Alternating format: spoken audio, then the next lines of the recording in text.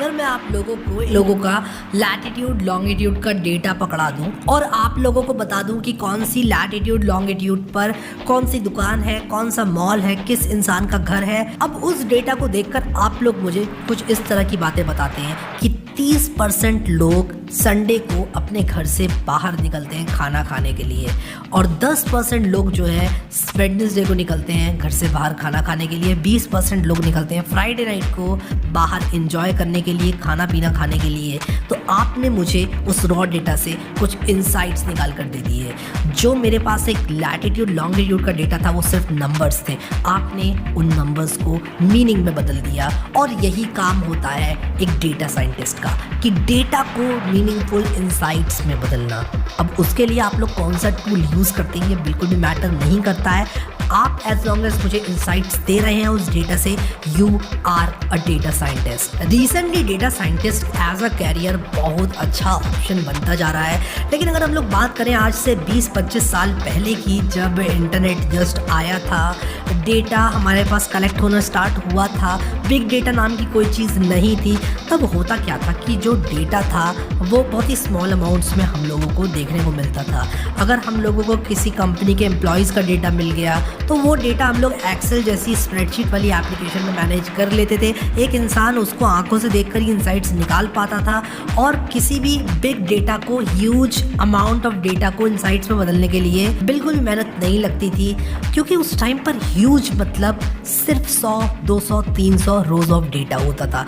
आज की अगर हम लोग बात करें तो हमारे पास millions, billions, even trillions of rows of data होता है। इतना ज़्यादा डेटा हमारे पास होता है कि इंसान का 20 मिनट क्या, इंसान अगर पूरी ज़िंदगी भर भी बैठ गया उसको पढ़ने के लिए तब भी पूरी ज़िंदगी बीत जाएगी, लेकिन डेटा से इंसाइट्स नहीं निकलेंगे। तो 1990s में ऐसे होता था। इंटरनेट ने जस्ट अपनी एग्जिस्टेंस दिखाई थी। बहुत ज़्यादा जो हाई क्लास लोग होते थे, जो कि टेक्नोलॉजी बहुत नज़दीकी से जानते थे, सिर्फ वो लोग इंटरनेट पर थे। थोड़ा बहुत डेटा जनरेट होता था, स्मार्टफोन नाम की कोई चीज़ नहीं थी। जैसे जैसे टाइम आगे बढ़ता गया, हमारे पास 2005 में यूट्यूब आया, 2004 में फेसबुक आया, फिर उसके बाद इंस्टाग्राम आया, हमारे पास स्नैपचैट आया और इस तरह की एप्लीकेशंस ने जो है लोगों को इंटरनेट पर आने पर मजबूर कर दिया।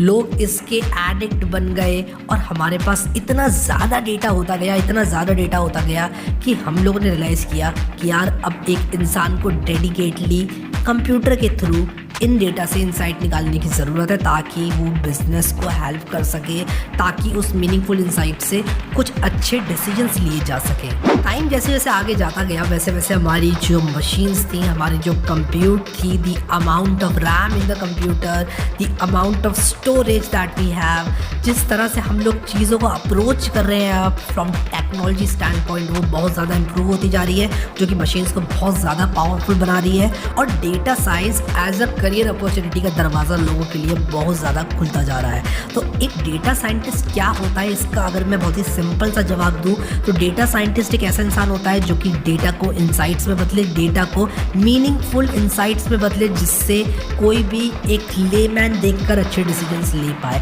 फॉर एग्जांपल लैटिट्यूड लॉन्जिट्यूड का जो एग्जांपल मैंने लिया, उस डेटा को देखकर कोई भी इंसान अगर ये बोल पा रहा है कि यार 30% लोग बाहर खाते हैं संडे को, तो संडे को जो है वो अपने दुकान की या फिर अपने रेस्टोरेंट की जो कैपेसिटी है उसको बढ़ा सकता है, ज़्यादा से ज़्यादा एम्प्लॉयज़ को हायर करके रख सकता है सिर्फ उस दिन के लिए, लोगों को सर्व करने के लिए, और ऐसा करने से सभी का फ़ायदा हो सके। आज की तारीख में most of the data science task जो है वो रिलेटेड होते हैं उस डेटा से जो कि कलेक्ट किया गया है लोगों के इंटरनेट पर फुटप्रिंट छोड़ने की वजह से। आज की तारीख में मैं आप सब लोग इंटरनेट पर फुटप्रिंट छोड़ रहे हैं अपना।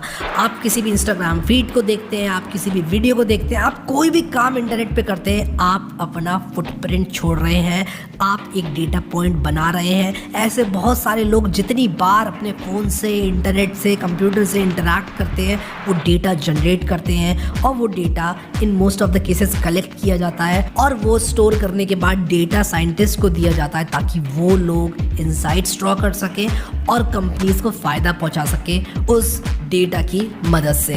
अब डेटा कलेक्शन भी डेटा साइंटिस्ट की एक बहुत इंपॉर्टेंट जॉब होती है। जो डेटा साइंस होता है, it involves collecting the data, analysing the data and in turn building models from that data. तो ये तीनों काम जो है वो बहुत ज़्यादा इंपॉर्टेंट है। अब जो मशीन लर्निंग होती है वो भी डेटा साइंस के अंदर आती है। बस डेटा साइंटिस्ट और मशीन लर्निंग इंजीनियर का डिफरेंस ये होता है कि जो मशीन लर्निंग इंजीनियर होता है वो सिर्फ मशीन लर्निंग एल्गोरिथम्स पे फोकस करता है। जो डेटा साइंटिस्ट होता है वो ओवरऑल जो डेटा की पाइपलाइन होती है, कहाँ से कलेक्ट हो रहा है, किस तरह से एनालाइज कर रहा है, इन सब चीज़ों पर ध्यान देता है। सो आई होप कि आप लोगों को इस वीडियो की सहायता से समझ में आ गया कि यार डेटा साइंस एक्चुअल में क्या चीज़ होती है।